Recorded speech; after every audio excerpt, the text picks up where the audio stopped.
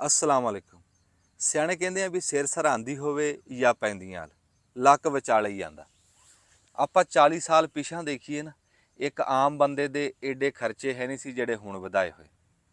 ਬਈ ਆ ਨੈਟ ਦਾ ਖਰਚਾ ਨਹੀਂ ਸੀ, ਮੋਬਾਈਲ ਦਾ ਖਰਚਾ ਨਹੀਂ ਸੀ, ਪ੍ਰਾਈਵੇਟ ਸਕੂਲਾਂ ਦੀਆਂ ਫੀਸਾਂ ਹੈ ਨਹੀਂ ਸੀ, ਬਿਜਲੀ ਦੇ ਗੈਸ ਦੇ ਏਡੇ ਏਡੇ ਬਿੱਲ ਹੈ ਨਹੀਂ ਸੀ। ਮੈਂ ਕਹਿੰਦਾ ਵੱਡੇ ਤਾਂ ਇੱਕ ਪਾਸੇ ਰਹਿ ਗਏ ਖਰਚੇ, ਨਿੱਕੇ ਨਿੱਕੇ ਹੈ ਨਹੀਂ ਸੀ। ਹੁਣ ਤਾਂ हर बंदा दिहाड़ी दे 200 रुपए के हट्टी तो आंडे लेंदा, 500 का दुध लेंदा, 300 की सब्जी मोल लै लेंदा। 1000 रुपया हो गया, महीने का 30,000 हो गया। लै वो खर्चा गल पै गया, आमदन वधी नहीं। असी हुकूमतां दा रोना रोने आ, पर जो असी अपने आप नूं बदलण नूं तैयार नहीं। मैं किसानां नूं कहूँगा, जे तुसी अपने आप नूं बदल लो ना तो अद्धा काम सीधा हुंदा। भी मुर्गियां रख लो, 10 मुर्गियां रख, 5 आंडे आप खा, 5 वेच ला।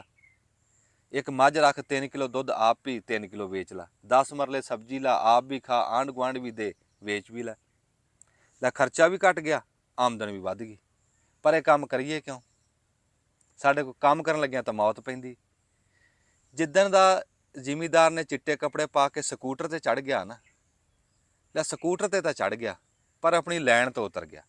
उदण दा एक ये खराबा होया भी रोज़ नवां खर्चा वध जांदा, नवां को कट्टा खुलिया हुंदा ते आमदन है कोई नहीं। फिर दोष दिंदे आ हुकूमतां नूं, तैनूं मैनूं। फिर वड्डी मुसीबत आ। अगे जनानियां ना वो मोढे नाल मोढा ला के काम करदियां सी। बंदा खेतां 'च गया, पिछों डंगर सामने, बकरियां की मुर्गियां की रौनक नाले आमदन, ते वो आप ही आंडे वेच वेच के अपनियां टूमां भी बना लैंदियां। ते हुण दियां कहदियां सानूं बो आंदी, अप टू डेट।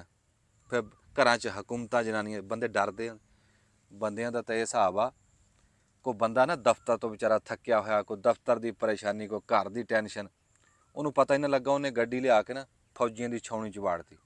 लै फौजियों ने उन्होंने सारी रात हेठ बहाई रखिया भी तैनूं नहीं पता ये छाउनी।